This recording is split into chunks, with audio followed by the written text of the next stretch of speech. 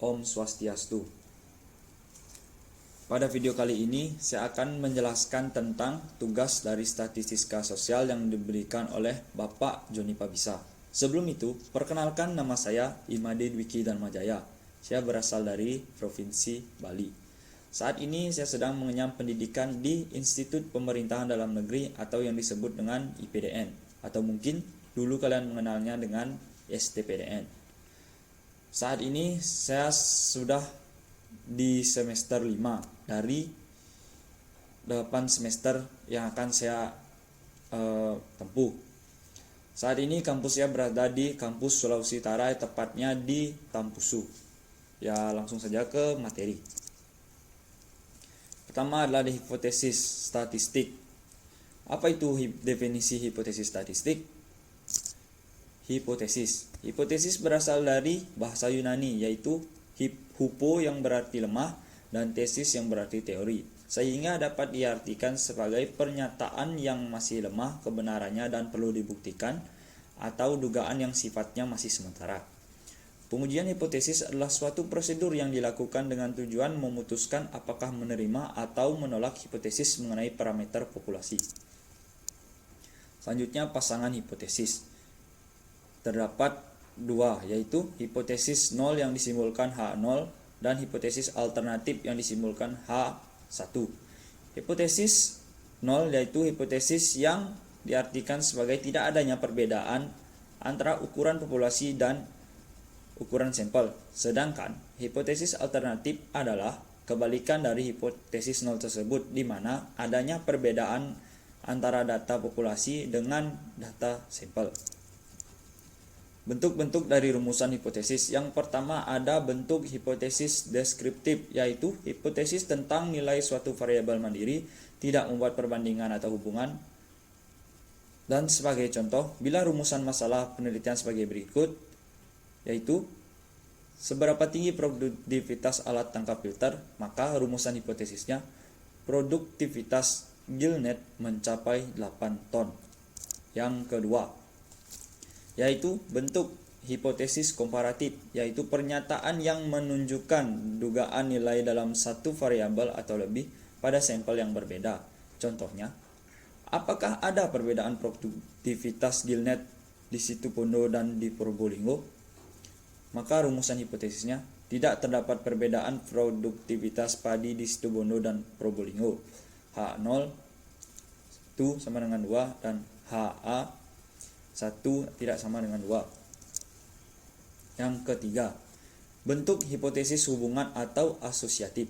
Pernyataan yang menunjukkan dugaan tentang hubungan antara dua variabel atau lebih. Contohnya, apakah ada hubungan antara jumlah piktoplankton dengan hasil tangkapan? Maka rumusan hipotesisnya tidak ada hubungan antara jumlah piktoplankton dengan hasil tangkapan. Selanjutnya yaitu arah uji. Ada dua arah uji. Yang pertama adalah uji dua arah, yang kedua adalah uji satu arah. Yang pertama, uji dua arah atau two-side test. Bisa dilihat pada slide. Dan yang selanjutnya uji satu arah. Mungkin teman-teman bisa memperhatikan gambar yang dimana menunjukkan daerah penolakan H0 dan daerah penerimaan H0. Di sini ada persamaan yang bisa dilihat pada slide. Selanjutnya, jenis galat atau type of errors. Galat yang pertama yaitu penolakan H0 yang benar, dan galat yang kedua adalah penerimaan H0 yang salah. Yang selanjutnya, ciri-ciri hipotesis yang baik. Yang pertama, hipotesis harus menyatakan hubungan. Yang kedua, hipotesis harus sesuai dengan fakta. Yang ketiga, hipotesis harus sesuai dengan ilmu. Yang keempat, hipotesis harus dapat diuji. Yang kelima, hipotesis harus sederhana. Dan yang keenam, hipotesis harus dapat menerangkan fakta. Cara menentukan hipotesis yang pertama yaitu menentukan formulasi hipotesis. Hipotesis 0 dirumuskan sebagai pernyataan yang akan diuji. Rumusan pengujian hipotesis hendaknya H0 dibuat pernyataan untuk ditolak. B. Hipotesis alternatif atau HA atau juga H1 dirumuskan sebagai lawan atau tandingan hipotesis H0. Bentuk HA terdiri atas HA Q lebih besar pada Q0, HA Q lebih kecil daripada Q0, HA Q tidak sama dengan Q0. Yang pertama, menentukan formulasi hipotesis. Contoh, bisa dilihat pada slide.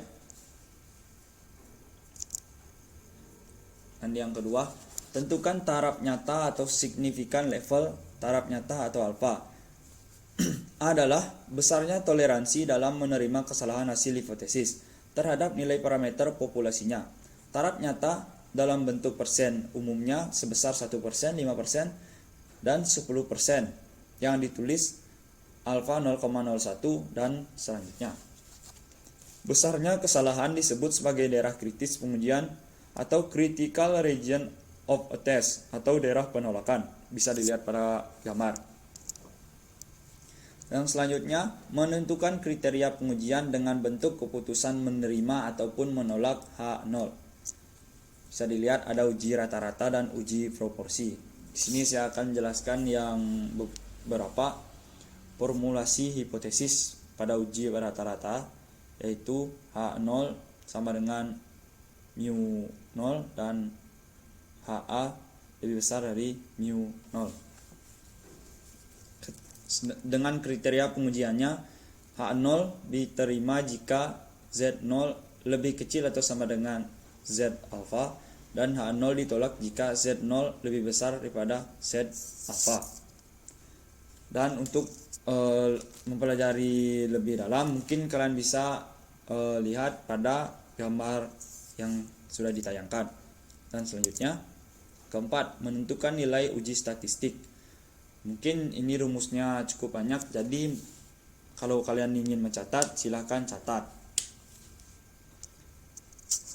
Bisa dilihat pada gambar. Dan selanjutnya B, uji hipotesis beda dua rata-rata. Bisa dilihat pada gambar. Dan selanjutnya uji hipotesis beda dua rata-rata. Mungkin ini rumusnya juga panjang, jadi kalau bisa mencatat, tolong dicatat. Dan yang terakhir dalam membuat hipotesis yaitu membuat kesimpulan, di mana pembuatan kesimpulan ini merupakan penetapan keputusan dalam penerimaan atau penolakan hipotesis 0 yang sesuai dengan kriteria pengujiannya. Nah, materi tadi sudah saya jelaskan dengan kemampuan saya sendiri. Alangkah baiknya setelah kita mempelajari materi tadi, kita langsung ke contoh soal. Contoh soalnya yaitu seorang peneliti ingin mengetahui apakah catchability gillnet rata-rata masih tetap 30 ekor ikan atau lebih kecil dari itu. Data-data sebelumnya diketahui bahwa simpangan catchability adalah 25 ekor. Sampel yang diambil 100 strip untuk diteliti dan diperoleh rata-rata 27 ekor. Apakah nilai tersebut masih dapat diterima sehingga catchability gillnet 30 ekor? Ujilah dengan taraf nyata 5%. Nah, diketahui alfanya sebesar 5%. Penyelesaian. Diketahui N sama dengan 100, alfa sama dengan 5%, dan X sama dengan 27. Yang pada penjelasan sebelumnya, jika menyelesaikan persoalan hipotesis ini harus sesuai dengan prosedur yang tadi saya jelaskan. Ada 5 prosedur. Yang pertama itu formula hipotesis, kedua taraf nyata dari nilai set tabel, yang ketiga kriteria pengujiannya, yang keempat uji statistik, dan yang terakhir adalah pembuatan kesimpulan. Sebenarnya di sini yang diperlukan adalah ketelitian dari memahami soal itu sendiri, dan penyelesaiannya bisa dilihat di slide.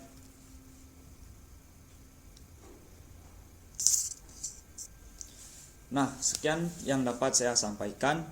Jika ada materi yang belum tersampaikan dengan baik, saya mohon maaf karena di sini kita semua masih sama-sama belajar. Dan saya tutup dengan terima kasih. Om Santi Santi Santi Om.